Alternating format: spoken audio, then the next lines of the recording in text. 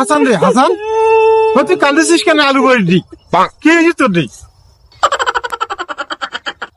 আর কইস না রে ভাই, ওই গ্রামীণ ব্যাংক থেকে লোন করিয়া 80 টাকা আলু বীজের কেজি আনিয়ে গান্নু আলু, সেই আলু এখন কাছে 10 টাকা কেজি।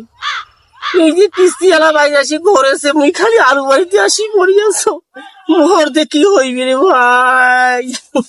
এ হাসান, কান্দিন না পাগলা, তুই তো 80 টাকা করে আলু কেজি কিনিয়ে 10 টাকা বেচাইছিস না পাগলা। 10 টাকা বেচাইছিস তো 10 টাকা করে তুই বেচাইস, তা তোর আসল পয়সাটা আসিবে। আর তোর যে আলু কিনে খেয়েছে 10 টাকা, এখন মানুষ সারা বাংলাদেশের মানুষ কিনে খেয়েছিল 80 টাকা, সে জায়গায় এখন 10 টাকাতে পাইছে। আর আবাদি কয়জন রে কিনে খাওয়াইয়ে তো মেলা লোকড়ি, তাও তো দেশের মানুষ বাঁচেছে। তুই কান্দিস কেন রে?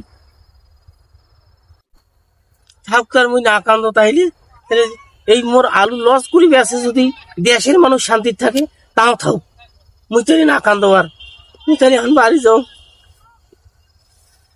এ হাসান, মোর ছেলের ঘর মতন এই 10 গ্রামের একটা ছেলে খুঁজে পাবো না। বড় ছেলেটার তো ফেরেস্তার মতন, আর ছোট ছেলে তো কয় যায় না। আজ এক ডাকা আছো এবার ইব্রাহিম, এতে আয় তো। কি হয়েছে এত ভালবেলা আছেন কেন?